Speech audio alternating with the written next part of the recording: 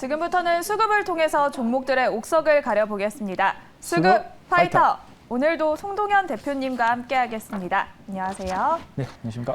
네, 먼저 수급 현황부터 살펴보도록 하겠습니다. 중국의 제로 코로나 정책에 대한 반발 시위가 점점 더 커져가면서 미증시는 하락 마감했습니다. 하지만 우리 시장은 오후 들어서 상승폭이 점점 더 커지고 있는 상황인데요. 코스피, 코스닥 양시장 모두 개인만 매도를 하고 있고요. 외국인과 기관의 매수세로 지금 상승폭을 키워나가고 있습니다. 특히나 코스피 시장에서는 기관이 3,200억 원가량 매수를 하고 있는 상황인데 오늘 흐름 이렇게 나타나는 이유가 뭘까요? 네, 아무래도 중국 정책의 변화가 좀 감지되는 것이 아니냐. 물론 이게 지금 제로 코로나 정책을 완화할 것이냐 이 부분에 의문이 좀 있습니다만 지금 뭐 소식이 들리는 바에 의하면 뭐 베이징 쪽에서 제로 코로나 완화에 대한 부분이 있을 수도 있다. 하지만 뭐 조금 의심은 된다 이렇게 얘기가 좀 나오고 있더라고요. 워낙 이제 전국 정부의 그런 정책 신뢰감이 좀 적다 보니까 많은 분들이 조금 의구심을 가지고 있는 것 같은데 어쨌든 그 중요한 부분들은 지금 중국이 지금 코로나 정책에 대해서 불만들이 굉장히 많다는 거죠. 지금 월드컵 시청률이 40%가 나왔다고 합니다. 중국 내에서. 그만큼 지금 그 막 가림막을 처리할 정도로 지금 세계 월드컵 인구는 다 보고 있는데 왜 우리만 이러냐. 약간 이런 거라는 거죠. 그러니까 이제 불만이 굉장히 많을 수밖에 없는 이제 그런 부분 때문에 정책 당국이 이런 부분을 완화시켜주는 것이 아니냐. 이런 측면을 보고 이게 하나의 또 뒤집을 수 있는, 그러니까 그동안 안 좋았던 증시를 뒤집을 수 있는 하나의 요소이기 때문에 조금 코스피, 코스닥 모두 다 좀 강하게 매수세가 들어오는 것이 아닌가 이렇게 판단하고 있습니다. 네, 이렇게 외국인과 기관의 매수세로 좀 상승 흐름이 이어지고 있습니다. 그렇다면 어떤 종목에 주목을 하고 있는지 상위 종목들 살펴보도록 하겠습니다. 먼저 외국인의 매수세가 강한 종목은 농기계 관련주인 TYM의 강한 매수세가 들어오고 있고요. 기관의 매수세는 삼성전자와 카카오 등 대형주 위주의 수급이 강하게 들어오고 있습니다. 동반 주목을 하고 있는 종목으로는 항공우주 관련해서 현대로템과 또 연말을 앞두고 배당주에도 주목을 하고 있는데요. 우리금융주주에도 강한 수급이 들어오고 있는 상황입니다. 현재 시장 수급을 살펴봤는데요. 이러한 종목들 중에서 우리는 어떤 종목에 주목을 하면 좋을지 옥석을 가려보도록 하겠습니다. 첫 번째 라운드 시작해 보겠습니다. 첫 번째 라운드 파이트! 한화 에어로스페이스와 현대로템 만났습니다. 항공우주 관련주로 볼 수 있는데 어제 정부가 우주 로드맵을 발표하면서 관련주들 상승세를 보였지만 바로 만납하면서 하락 마감했습니다. 네. 하지만 하루 만에 다시 반등하는 모습을 보여주고 있는데 이 두 종목은 또 어떻게 봐야 할지 관련주들 전체적으로 또 어떻게 보면 좋을지 말씀 부탁드릴게요. 네, 사실 하나 에어로스페이스가 이제 그 항공 쪽으로 볼 수도 있지만 이제 방산 쪽으로도 같이 볼 수가 있겠습니다. 두 이렇게 섹터가 이제 사실 제 방산으로 제가 좀 묶어봤는데 하나 에어로스페이스는 그 방산과 그리고 항공 모두 다 현재 모멘텀을 가지고 있는 상황이고 현대로템도 뭐 방산 쪽이라든지 그다음에 수소 에너지 쪽 관련해서도 철도 인프라 투자 같은 이쪽에서도 이제 가는 모멘텀을 갖고 있어서 두 종목 모두 다 매력적인 상황인데 근데 조금 덜 오른 종목이 있는 것 같아서 그 종목을 하나 살펴보도록 하겠습니다. 네, 말씀해 주신 것처럼 또 사우디 철도청과 MOU를 체결하면서 네옴시티 수혜주 또 K2 전차 수출까지 방산 모멘텀까지 있는 종목인데요. 한화 에어로스페이스와 현대로템 중에서는 어떤 종목을 선택해 주셨을지 첫 번째 라운드의 승자 공개해 보겠습니다. 네, 한화 에어로스페이스를 꼽아주셨습니다.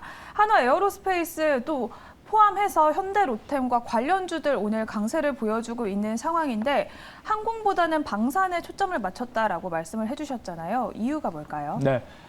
일단은 이제 방산뿐만 아니고 요즘에 이제 항공 쪽에도 이제 모멘텀이 새롭게 생기고 있는 분야인데 펀디멘탈 쪽은 이제 방산이 좀 더 좋아지고 있다라고 저는 보여지고 있고요. 자, 하나그룹의 항공 엔진 사업을 영위하는 기업이 바로 하나 에어로스페이스다라고 볼 수가 있겠습니다. 그리고 이제 국내 군수 쪽에서도 엔진을 독점적 지위를 보유를 하고 있는 그런 기업이고요.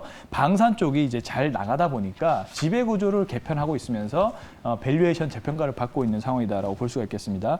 현재는 이 항공 산업이 좀 코로나가 완화가 되면서 항공 시장이 회복 기조를 보여주고 있죠. 그래서 엔진 사업부도 실적 회복이 점차적으로 이루어지고 있는 현재 상황입니다. 그리고 이제 MRO 사업이라고 하죠. MRO가 이제 항공 쪽에서 메이터넌스, 리페어, 뭐 오퍼레이팅 이렇게 얘기를 하는데 항공기를 개조해서 이렇게 화물이라든지 이런 부분을 담당하는 사업인데 이 MRO 사업도 현재 화랑이 되면서 줄어들면서 부품 수요가 증가를 하고 있는 상황이다라고 볼 수가 있겠습니다. 그래서 이 엔진 사업 쪽만 2023년 실적이 약 8,900억 정도, 전년 동기 대비 23% 이상 성장, 26% 정도 성장이 나올 것 같고요.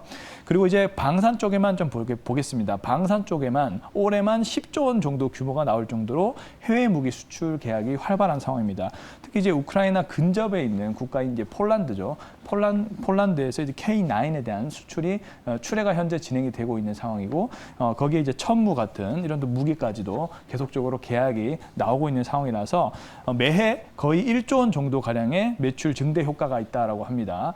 그 정도로 현재 방산 쪽에 펀디멘탈이 굉장히 좋아지고 있는 국면과 항공 사업 쪽도 실적이 증가한다는 점, 거기에다가 이제 정부에서 항공우주청을 설립을 해서 향후에 우주 사업에 관련된 비전과 관련된 성장의 모멘텀들이 계속 생기고 있는 상황이기 때문에 하나에어로스페이스를 주목을 해볼 필요가 있고, 지금 현대 로템보다 좀 덜 오른 측면이 있어서 한번 지금 기술적으로도 한번 보시면 좋을 것 같습니다. 네, 항공 엔진 사업의 턴어라운드에 진입한 하나에어로스페이스입니다. 그렇다면 가격 전략 어떻게 세워보면 좋을까요? 네, 일단은 현대 로템은 사실 여기에 위치해 있고요. 하나에어로스페이스도 잘 나갔지만 일단은 점차적으로 회복세를 보이고 있습니다. 그리고 조금 이제 좀 더뎌요. 어느 정도 일정 부분 상승한 이후로 사실상 박스권 흐름을 보이면서 기간 조정이 좀 긴 편인데, 그렇지만 추세는 깨지지 않았습니다. 현재 가격권에서 장기평선과 그 장기평선이 만나는 지금 골든 크로스가 일어나는 상황에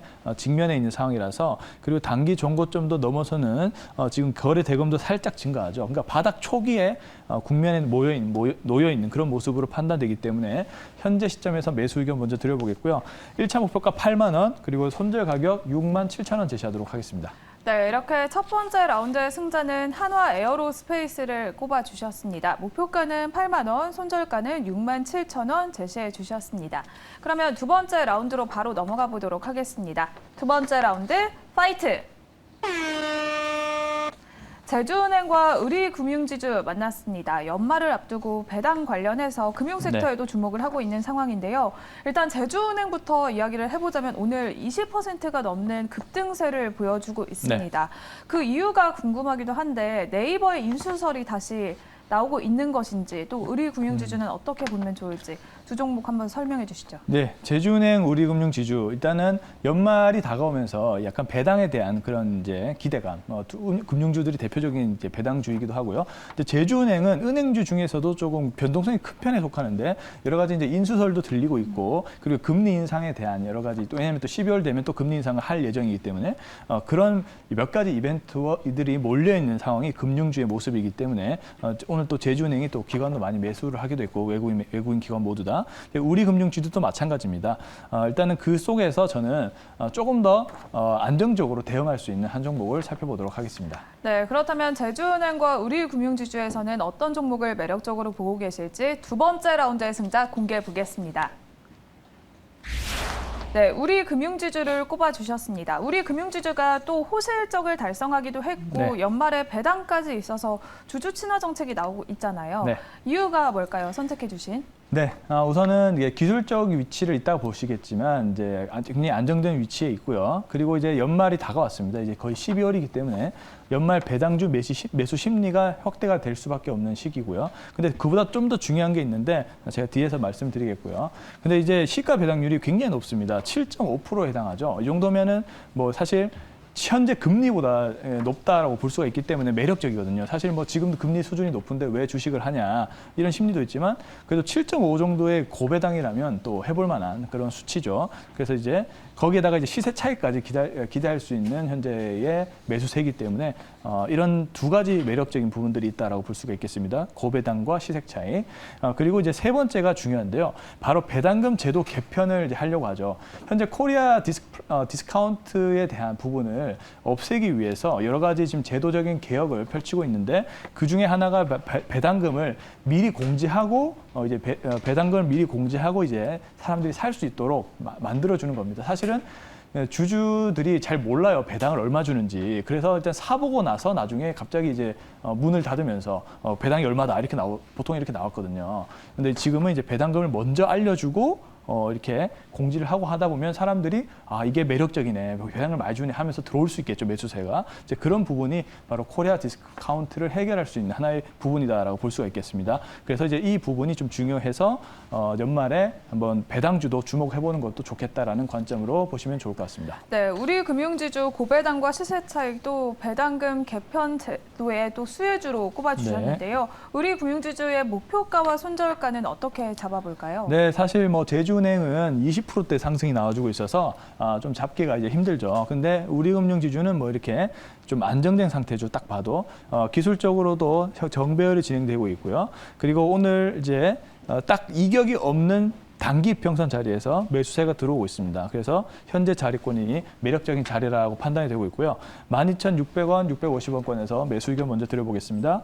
1차 목표가 15,000원 잡아보고요. 손절 가격 11,000원 제시하도록 하겠습니다. 네, 두 번째 라운드의 승자는 우리 금융지주 선택해 주셨는데요. 목표가는 15,000원, 손절가는 11,000원 제시해 주셨습니다. 그리고 또 지난주 화요일에 소개해 주셨던 YM택이 일주일 만에 현재 22%의 수익률을 보여주고 있습니다. 엄청난 상승세를 보여주고 있는데요. 또 전기차 충전소 관련해서 볼 수 있는 종목인데 지금 시점에서는 어떻게 대응하면 좋을까요? 네, 일단은 20% 정도 돌파했기 때문에 차익 실현을 일부 해주시는 게 좋을 것 같고요. EV 릴레이 산업에 대한 성장에 대해서 얘기를 드렸고요. 또 EV 릴레이가 전기차뿐만이 아니고 신재생 에너지, 그리고 뭐 전기차 충전소 이렇게 성장하는 산업 속에 모두 다 속해 있는 그런 기술 중에 하나이기 때문에 주목해 볼 필요가 있다라는 관점으로 봤고요. 또 자리도 이제 고점을 돌파하는 자리에서 예상대로 잘 나왔기 때문에 좀 다행스럽게 보고 있고 지금쯤이면 차익 실현 정도 대응을 하시면 좋을 것 같습니다. 네, 이렇게 YM택의 대응 방안까지 제시를 해주셨습니다. 그렇다면 남아있는 오늘 오후장에서 우리가 주목하면 좋을 만한 송동현 대표님의 오늘의 픽 종목도 바로 공개해 보겠습니다. 네, 오늘의 픽 종목은 덕신하우징 가져와 주셨습니다. 모듈러 주택 관련주로 창사일의 최대 실적을 눈앞에 두고 있는 덕신하우징인데요. 어떤 포인트들이 있을까요? 네, 맞습니다. 일단은 덕신하우징이 굉장히 잘 나가고 있는 상황이죠. 현재 이제 3분기 영업이익만 무려 552% 정도 성장하는 그런 모습을 보이면서 굉장히 좋은 실적이 나왔고 4분기에도 최대 매출이 기대가 된다라고 합니다. 실적 관련된 호전 모멘텀이 있다라는 게 첫 번째고요. 그리고 이제 여러 가지 모멘텀들이 많은데 또 오늘 나온 소식이 바로 사우디 공항 건설이죠. 덕신하우징은 19년도에 사우디 건축 박람회에 이제 참여한 이력이 있어서 그리고 원팀 코리아에도 덕신하우징 참가를 했었죠. 그래서 네옴시티 관련된 대표 주자로 주목을 받고 있는 또 기업이기도 합니다. 그래서 덕신하우징이 테마와 실적 모두 다 갖춘 종목으로 현재 시장에서 주목을 많이 받고 있다. 이렇게 정리하시면 될 것 같고요. 그리고 이제 뭐 삼성전자 평택 P4 라인에도 데크 플레이트 세계 1위 회사이기 때문에 그 부분을 공급을 하고 있다라고 이제 보시면 좋을 것 같고요. 그리고 이제 네옴시티 관련해서도 삼성 포스코와 공동 수주를 맺어서 네옴시티에서 살 수 있는 임직원 가구를 1만 가구의 모듈러 주택 수혜를 볼 수 있는 데크 플레이트를 공급하는 그런 수주 모멘텀도 있었기 때문에 대표적인 또 네옴시티 관련된 종목으로 수혜를 볼 수가 있다. 이렇게 정리하시면 좋을 것 같습니다. 네, 사우디 국제공항 건설과 네옴시티 테마 그리고 탄탄한 실적까지 갖추고 있는 덕신하우징 소개해 주셨습니다. 그러면 덕신하우징은 가격 전략 어떻게 세워볼까요? 네. 자, 덕신하우징은 현재 조금 쉬어가는 국면에서 이제 정배열로 가고 있는 쉬어가는 국면에서 오늘 이격이 없는 5일선에서 한번 공략을 해봤습니다. 지금 모듈러 주택 네옴시티 프로젝트들이 계속적으로 다양하게 나오고 있어요. 이번에 또 공항까지 나왔기 때문에 뭐 인프라 투자 쪽이 멈출 줄은 모릅니다. 그렇게 될수록 관련된 종목들이 이제 주목을 받을 수 있고 뭐 SY라든지 금강공업 같은 또 모듈러 주택 수혜주도 좀 눌림목이 나오고 있는 국면이기 때문에 공략 포인트로도 적당하고 근데 그 대신 덕신하우징이 가장 대장입니다. 그렇기 때문에 덕신하우징을 먼저 공략을 해보는 거고요. 현재 자리에서 일단은 매수 의견을 먼저 드려보겠습니다. 1차 목표가 2,500원이고요. 손절 가격은 2,200원 제시하도록 하겠습니다. 네, 이렇게 오늘 대표님의 픽 종목은 덕신하우징 소개해 주셨습니다. 목표가는 2,500원, 손절가는 2,200원 참고해 보시면 좋을 것 같습니다. 이렇게 오늘 송동현 대표님과 함께 수급을 통해서 종목들의 옥석을 가려봤습니다. 오늘 말씀 고맙습니다. 네, 감사합니다.